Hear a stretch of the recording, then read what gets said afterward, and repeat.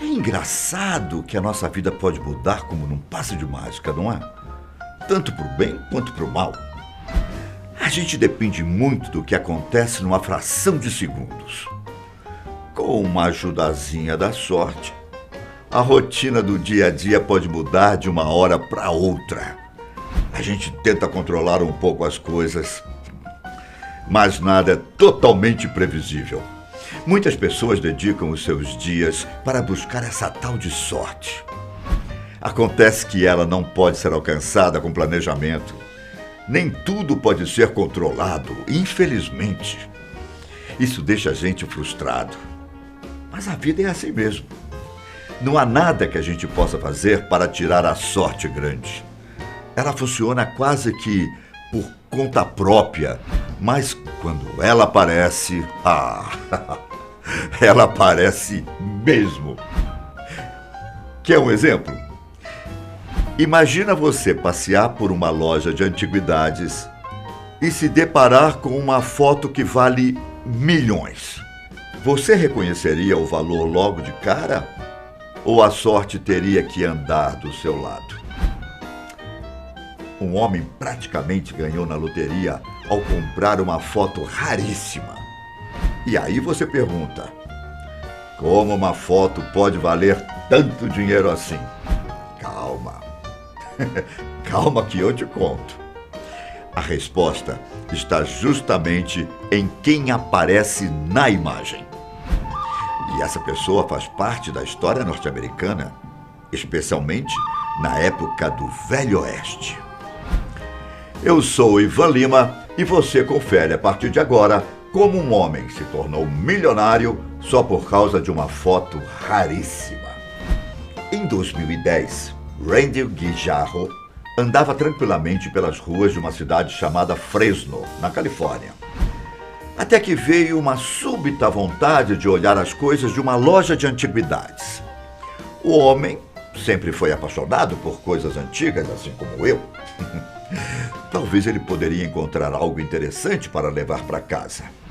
Randy observou alguns objetos antigos e fotos apagadas pelo tempo. Nada prendeu tanto o seu interesse. No entanto, no meio das fotos, ele encontrou algo interessante. Era uma imagem sépia que captou várias pessoas jogando croquete.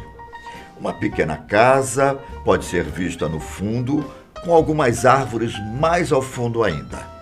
Algumas pessoas olharam diretamente para a câmera quando o registro aconteceu, enquanto outras conversavam entre si. Tinha algo hipnotizante na fotografia. Parecia representar os costumes comuns da época, e isso era fascinante para Randy. O homem sabia exatamente onde colocar a imagem e não pensou duas vezes, teve que comprar. Além disso, ele também encontrou mais duas fotos que chamaram a sua atenção. Tudo acabou custando apenas $2 para Randy. Agora, ele podia voltar para casa satisfeito em ter comprado fotografias tão boas e em conta. O homem não fazia ideia que uma simples compra numa loja de antiguidades mudaria a sua vida. Ele sabia que a fotografia sépia era especial de alguma forma. Afinal, Randy percebeu que alguns rostos da foto eram bastante familiares. Mas podia ser coisa de sua cabeça, né? Uma foto de pessoas importantes não estaria numa loja de antiguidades assim, do nada. Ainda mais porque ele sentia que uma dessas pessoas era lá da época do Velho Oeste. Por isso, não compartilhou suas impressões com ninguém. Pelo menos não a princípio. Tudo acabou mudando em 2011. A primeira imagem de Billy the Kid foi encontrada e vendida por mais de $2 milhões. Muitas pessoas começaram a fazer buscas por novas fotos, porque elas poderiam estar por aí, em qualquer lugar possível. Uma verdadeira caça ao tesouro estava apenas começando. E talvez Randy poderia ser o dono de uma dessas fotografias. Ele sabia, mas bem lá no fundo, que a foto sépia estava ligada com o famoso bandido do Velho Oeste. Para quem não conhece, vou contar um pouquinho da história de Billy the Kid. Ele nasceu nas favelas irlandesas de Nova York, lá para o ano de 1859. Billy the Kid não era seu nome de nascença, mas depois eu explico isso com mais detalhes. O garotinho, que originalmente se chamava Henry McCarthy, foi criado apenas por sua mãe, antes de ir para o Novo México. Ele se adaptou muito bem ao espanhol e ao modo de vida da região, mas o pior aconteceu. Com apenas 14 anos, sua mãe morreu de tuberculose. A vida já era difícil, mas ficou ainda mais quando se tornou órfão. Deixado aos cuidados de um padrasto ausente, o futuro pistoleiro vivia em lares adotivos e pensões. De galho em galho, o garoto não sabia mais o que era ter uma família. Henry acabou se aproximando da vida do crime, cometendo pequenos delitos. O primeiro deles foi numa lavanderia do Novo México. O garoto simplesmente roubou peças de roupa sem mais nem menos. Mesmo escondendo as roupas na pensão que vivia, foi preso quando o dono do local denunciou o ocorrido. Esse crime fez com que Henry tivesse que lidar com uma sentença branda, mas, ainda assim, fugiu da prisão pela chaminé. Não satisfeito, ele saiu da cidade e fingiu que nada tinha acontecido.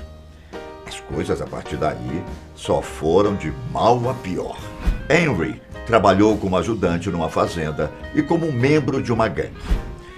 Isso não é bem uma profissão, mas você entendeu o que eu quis dizer. Aos poucos, a sua fama foi sendo espalhada por toda a cidade do Arizona. O jovem era visto nos arredores com um rifle Winchester e um revólver Colt. Em agosto de 1877, Henry cometeu o seu primeiro assassinato. E foi aí que ele ficou conhecido como Billy the Kid. Afinal, ele ainda era um jovem quando entrou no mundo do crime. A gente não tem muitas fotos dele, por isso não existem detalhes sobre como ele era. Algumas pessoas, inclusive, dariam uma bolada só para ter uma foto rara do bandido do Velho Oeste. Mas, de acordo com os relatos, Billy the Kid tinha cabelo loiro e olhos azuis. Aparentemente, usava um chapéu grande, tipo aqueles sombreros, e podia ser bastante charmoso quando queria. Diz a lenda que o famoso bandido matou pelo menos 21 homens durante o seu auge de crime. Não dá para saber o número exato, pode ser menos, pode ser mais. O que a gente sabe é que ele matou mais de uma ou duas pessoas. Mas não foi bem isso que deixou ele famoso. A sua reputação veio por ter participado de uma guerra sangrenta num condado no Novo México. Ele foi recrutado para proteger a propriedade de John Tunstall. Mas as coisas não saíram como planejado. O bando organizado pelo xerife William Brad assassinou Tunstall e encerrou o conflito naquele momento.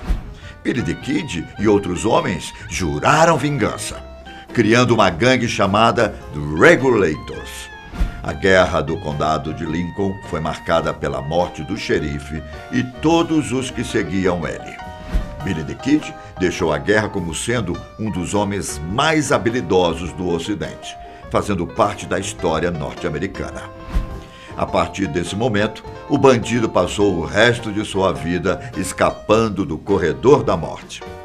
Ele até que conseguiu escapar durante um tempo, mas um xerife chamado Pat Garrett disparou 6 tiros em Billy. Com 21 anos, terminava a breve história de uma das pessoas mais conhecidas do Velho Oeste. Olha, eu só contei um pouco da história do bandidão. E você já deve ter percebido o motivo de tanto fascínio. Billy the Kid é um dos nomes mais conhecidos da época, e a gente não tem muitas fotos dele, muito menos de sua gangue. Imagine só achar uma fotografia legítima dos bandidos The Regulators. Randy Guijarro tirou a sorte grande e só percebeu depois o que tinha nas mãos. a única, isso mesmo, única imagem legítima de Billy the Kid foi vendida em 2011 por alguns milhões de dólares. E isso meio que causou problemas para Randy. Afinal, todo mundo achava que a fotografia sépia não passava de um golpe para promover a onda do momento. Foi uma verdadeira jornada para confirmar que a foto retratava Billy the Kid e a gangue The Regulators. Foram necessários anos de trabalho duro, que incluiu a ida ao mesmo local de onde tiraram a foto.